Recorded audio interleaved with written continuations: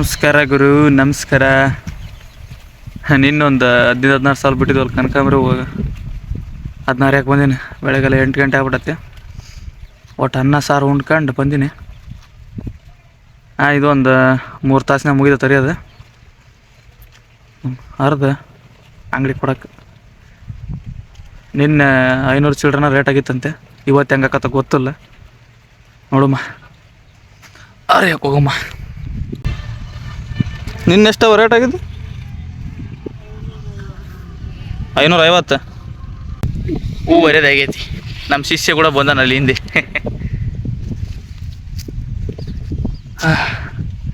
ನಿನ್ನೆ ಉಳ್ದಲ್ಲ, ಇವತ್ತೊಂದು ಕೆಜಿ ಮೇಲೆ ಸಾಕವ. ನಿನ್ನೊಂದು ಎಷ್ಟು 550 ರೇಟ್ ಆಗಿದ್ದು? ನಿನ್ನ 550 ಆಗೈತದ ರೇಟ್. ಇವತ್ತು ಎಷ್ಟು ಆಕತ್ತ ಗೊತ್ತಲ್ಲ.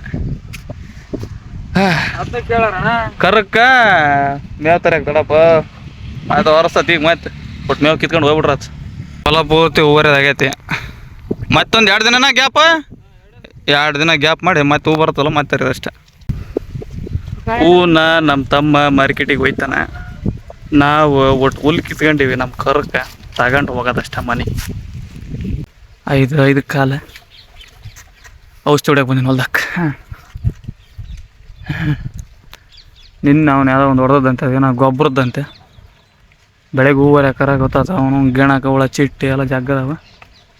ಮಧ್ಯಾಹ್ನ ತೊಡಿಬಾರ್ದು, ಸಾಯಂಕಾಲ ತೊಡಿಬೇಕು. ಕರೆಕ್ಟಾಗಿ ಬಂದು ಕುತ್ಕೊಂಡಿರ್ತಾವಲ್ಲ, ಎಲ್ಲ ತಿರುಗಿ ಬಿದ್ದೋಕ ಅವನ ಅಮ್ಮನ.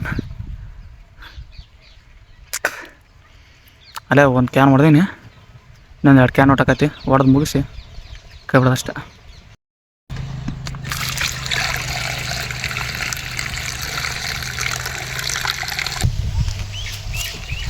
ಔಷಧಿ ಹೊಡ್ಯಾಕತ್ತೀನಿ.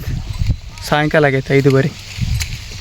30 ml 2 ಕ್ಯಾನ್ ಹಾಕತ್ತಂಗೆ ಮನ ಕೊಟ್ಟ ಪಾಸ. ಈ ಅವನವನು ಗೇಣು ಹುಳ ಜಿಟ್ಟು ಹುಳ ಜಾಸ್ತಿ ಆಗ್ಬಿಡತ್ತೆ. ನಿನ್ನೆ ನಾನು ಹೊಡೆದ ಅನ್ಕೊಂಡ್ಬಿಟ್ಟಿದ್ದೆ. ನನಗೆ ಗೊಬ್ಬರದಂತದ, ಅದಕ್ಕೆ ಇವತ್ತು ನಾನು ಹೊಡ್ಯಾಕತ್ತೀನಿ. ಅದೇನು ಭಾಳ ಅಲ್ಲಲ್ಲ, ಒಂದು 3 ಕ್ಯಾನ್ ಸ್ವಲ್ಪ ಹೊಲಲ್ಲ.